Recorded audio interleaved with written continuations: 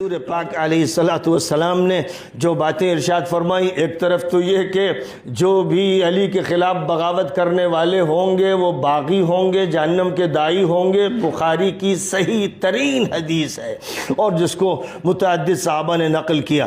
اب ایک اور روایت جو حضرت عثمان نے بیان کی، حضرت ام سلمہ نے بیان کی، حضرت ابو ایوب انصاری نے، حضرت ابو ہریرہ نے اور دیگر متعدد صحابہ سے منقول ہے۔ تو ایک وہ روایت جو حضرت عمار کے بارے میں، اور دوسری بات حضور پاک علیہ السلام نے فرمائی خلافت راشدہ 30 سال رہے گی، خلافت راشدہ 30 سال رہے گی، اس کے بعد کاٹ کھانے والی بادشاہت کا دور ہوگا۔ یہ صریح الفاظ ہے اور ایک حدیث میں نہیں، متواتر درجے کی حدیث ہے۔ اس کے بعد کاٹ کھانے والی حکومت اور بادشاہت کا دور ہوگا، اور اس کے بعد پھر سرکشی کی جابرانہ ظالمانہ حکومت کا دور ہوگا۔ یہ نبی پاک علیہ السلام کا ارشاد ہے، مسند احمد میں ہے، سنن ابو داود میں ہے، سنن ترمذی میں ہے، ابن حبان میں ہے، مستدرک حاکم میں ہے۔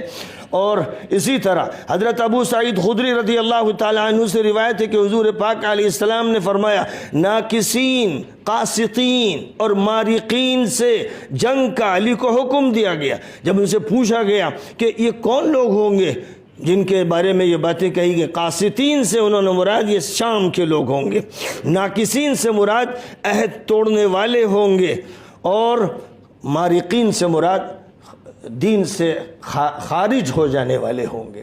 بہرحال نبی پاک علیہ السلام نے جو کچھ بیانات ارشاد فرمائے ہیں، ہمارا کام یہ ہے کہ ہم نبی سے لیں اور اپنے فرقے اور اپنے عقیدے اور اپنے نظریے، ہمارے لوگوں نے یہ کہا، ہمارے بزرگوں نے یہ کہا، یہی صنم ہے تمہارے، یہ صنم ہے۔ جب وہ نبی کے مقابل میں آ جائیں اور اللہ کی کتاب کے مقابل میں آ جائیں تو یہ تمہارے صنم اور بت ہیں جن کو توڑ دینے کا حکم ہے۔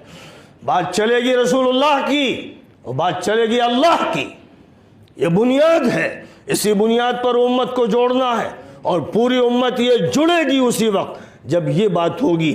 یہ بات آپ کو معلوم ہی ہے کہ میں ایران کئی مرتبہ گیا اور میں نے وہاں بھی پوری قوت کے ساتھ کہا ابو بکر حق ہے، عمر حق ہے، عثمان حق ہے، علی حق ہے۔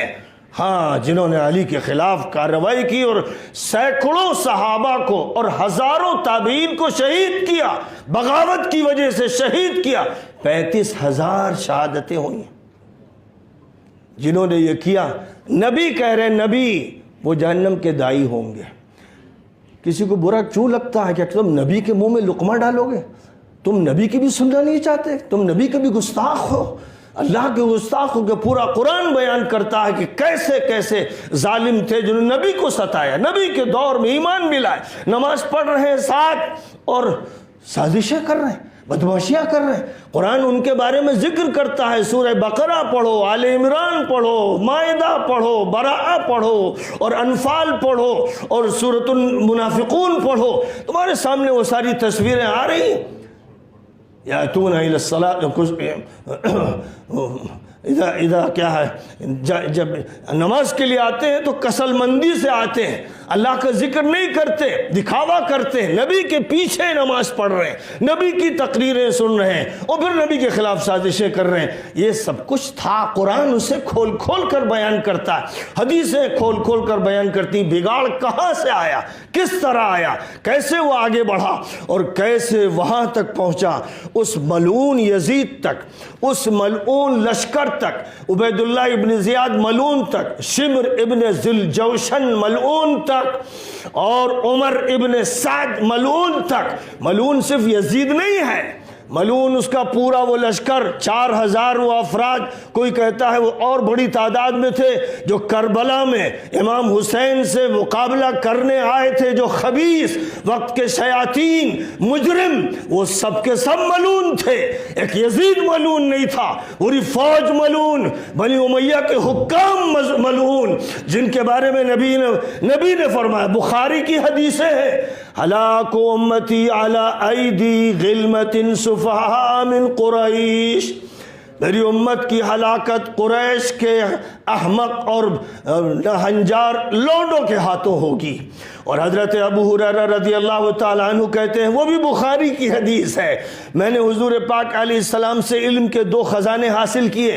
ایک خزانہ، اے لوگو، ایک خزانہ میں نے تمہارے درمیان عام کر دیا، ایک خزانہ ایسا ہے کہ اگر میں اس کو زبان پہ لاؤں گا تو میری گردن کاٹ دی جائے گی۔ ابو ہریرہ کا انتقال 59 میں ہوا ہے، اور جس دور کو انہوں نے گزارا ہے، ابو بکر کا دور گزارا، عمر کا، عثمان کا، علی کا، اور اس کے بعد جو ظالم حکومت تھی اس کا دور گزارا۔ اس دور کے بارے میں وہ کہہ رہے ہیں کہ اگر میں حضور کی وہ حدیثیں بیان کر دوں تو میری گردن کاٹ دیں گے۔ وہ حدیثیں ان کے بارے میں خود حضرت ابو ہریرہ نے کہا، وہ ظالم حکمرانوں اور مجرم گورنروں کے ناموں کے ساتھ مجھے معلوم ہے۔ جس وقت مروان نے یہ کہا کہ اچھا وہ لونڈے، کہا کہ ہاں لونڈے، میں نام بتا سکتا ہوں۔ اور مروان کے بارے میں، اس کے بارے میں حضرت عبداللہ ابن زبیر صحابی اور حضرت عائشہ صدیقہ صحابیہ اور ام المؤمنین کی حدیث ہے، فرمایا کہ ہم نے حضور پاک علیہ السلام سے سنا، آپ نے فرمایا کہ مروان اور اس کا باپ یعنی حکم اور اس کا بیٹا یہ ملعون ہے، اللہ کے نزدیک ملعون ہے۔ یہ وہ مروان تھا جو مسجد نبوی میں حضرت علی کو گالی بکتا تھا جمعے کے خطبے میں، تو حضرت حسن کمرے میں چھپ جاتے تھے کہ اس کی بات نہ سنیں۔ اور اس کے بعد حضرت ام سلمہ رضی اللہ تعالی عنہا نے ایک خط لکھا اس دور میں امیر معاویہ کو کہ کیا اب مسجد نبوی میں حضور کو گالیاں دی جائیں گی؟ تو ادھر سے کہا گیا کہاں دی جا رہی ہیں؟ کہا کہ حضور نے فرمایا تھا من سب علی فقط سبنی، جس نے علی کو گالی دی اس نے مجھے گالی دی۔ تو یہ حضور کو گالیاں دی جا رہی ہیں، یہ مروان ملعون خبیث یہ گالیاں بک رہا ہے۔ اور حضور نے فرمایا تھا، وہ حدیث بھی صحیح ہے، کہ میں نے دیکھا، مستقبل کے بارے میں نے دیکھا کہ حکم اور اس کے بیٹے میرے منبر پر بندروں کی طرح اچھل رہے ہیں۔ وہ مروان تھا۔